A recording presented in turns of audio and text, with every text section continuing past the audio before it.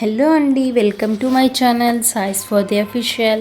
అందరికీ నమస్కారం. ఎలా ఉన్నారు? మీరందరూ బాగున్నారని మనస్ఫూర్తిగా కోరుకుంటున్నాను. ఇవాళ వీడియో టాపిక్లో వచ్చేసినట్లయితే నేను కూడా ఎప్పుడు వినని అమ్మవారి గురించి తెలుసుకుని మీకైతే తెలియచేస్తున్నాను. అదే అండి, శీతలామాత అమ్మవారు అంటే ఎవరు, ఆ అమ్మవారి వలన ఎలాంటి రోగాల నుంచి మనం బయటపడచ్చు, అమ్మవారికి ఎలా చేస్తారు ఏంటి, అమ్మవారి గురించి మనం ఇవాళ వీడియోలో టాపిక్తో మీ ముందుకు వచ్చేసాను నేను. సో మీలో ఎంతమందికి శీతలాదేవి తెలుసు అనేది నాకు చెప్పండి. నాకు తెలియదండి. పక్కన మా ఇంటి పక్కన రాజస్థాన్ ఆంటీ వాళ్ళు ఉన్నారు. సో వాళ్ళు చెప్పారు మేము ఇలా పూజ చేసుకుంటాము, ఇలా అమ్మవారు ఉంది అనేసి.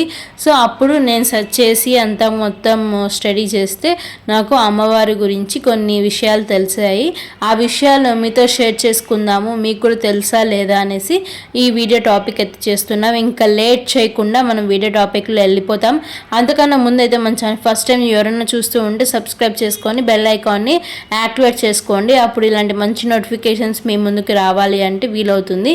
ఇప్పుడు లేట్ చేయకుండా వీడియోలోకి వెళ్ళిపోదాం రండి. మరి అయితే అసలు ఈ శీతలాదేవి అంటే ఎవరు, ఆ అమ్మవారి వల్ల మనం ఎలాంటి పొందొచ్చు, అమ్మవారు ఎక్కడుంటారు, ఇవన్నీ మనం వివరాలు తెలుసుకుందాం. అసలు శీతలాదేవి అనే పేరు ఎలా వచ్చింది అమ్మవారికి అనేది ఈ వీడియోలో మనం తెలుసుకుందాం.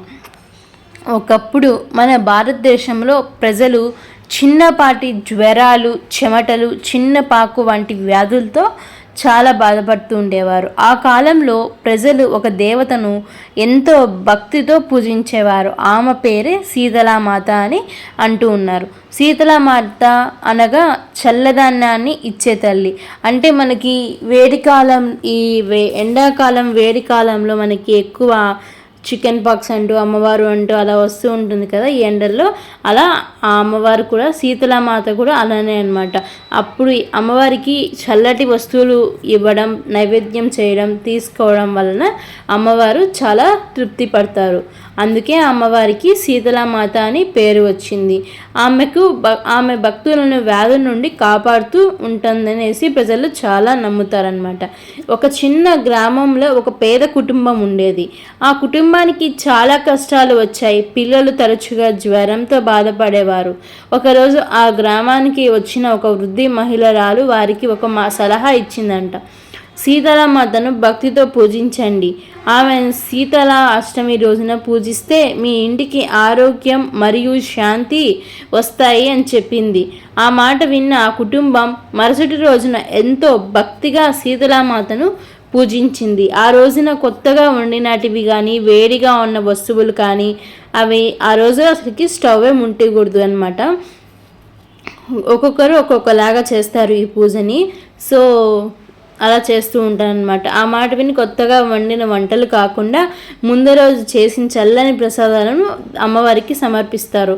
అంటే అమ్మవారు శీతలాదేవి కాబట్టి చల్లదనాన్ని ఎక్కువ ఇష్టపడుతున్నారు కాబట్టి అమ్మవారు, కాబట్టి ఆ రోజు వంట చేయకుండా, స్టవ్ వెలిగించకుండా, వేడి వస్తువులు తీసుకోకుండా మనము చల్లదనాన్ని కోరుకుంటుంది కాబట్టి అమ్మవారు చల్లనీటితోనే స్నానం చేయాలి, తల స్నానం చేయకూడదు, గొడవ పడకూడదు. అలా చాలా అమ్మవారు కొన్ని నిష్టలతో కొన్ని సైడ్స్ ఈ అమ్మవారిని చాలా భక్తిగా పూజ చేస్తూ ఉంటారనమాట. ఆ రోజు చల్లని పదార్థాలు తినాలి. ఆ రోజు నుంచి వారి ఇంట్లో ఆరోగ్యం, ఆనందం పెరిగింది. గ్రామంలో ప్రజలు కూడా ఈ శీతలామాత మహిమ తెలుసుకొని ప్రతి సంవత్సరం శీతల అష్టమిని భక్తితో జరుపుకోవడం ప్రారంభించాడు. ఈరోజు కూడా మన భారతదేశంలో ఎంతోమంది భక్తులు సీతామాతని పూజిస్తూ ఆరోగ్యం, శాంతి కోసం ప్రార్థిస్తున్నారు. మన పెద్దలు చెప్పినట్టు భక్తి ఉన్న చోట దేవుడు ఎల్లప్పుడూ ఉంటాడని, శీతలామాత ఆశీర్వాదం మనందరికీ ఉండాలని కోరుకుంటున్నాను. శీతల అష్టమి, శీతలామాత గురించి మీకు ఎంతవరకు తెలిసిందో, మీకు ఎలా తెలుసో ఇవన్నీ నాకు కామెంట్ సెక్షన్లో షేర్ చేసుకోండి. నేను సెర్చ్ చేసి నేను విన్న తర్వాత దాని గురించి కొంచెం తెలుసుకొని వాళ్ళని కూడా, మా ఆంటీ వాళ్ళని కూడా తెలుసుకొని అడిగి మీకు నేనైతే ఈ టాపిక్ని మీ ముందుకు తీసుకురావడం జరిగింది. నాకు తెలిసిన వరకు చెప్పాను. ఏమన్నా మిస్టేక్స్ ఉంటే మీరు క్షమిస్తారని మనస్ఫూర్తిగా కోరుకుంటున్నాను. మీ అందరికీ కూడా ఎల్లప్పుడూ ఆ శీతలామాత ఆశీర్వాదం అందరికీ ఉండాలని మనస్ఫూర్తిగా కోరుకుంటూ మళ్ళీ మంచి వీడియో, మంచి టాపిక్తో మీ ముందు ఉంటుంది మీ సాయి స్వాతి. అంతవరకు నమస్కారం.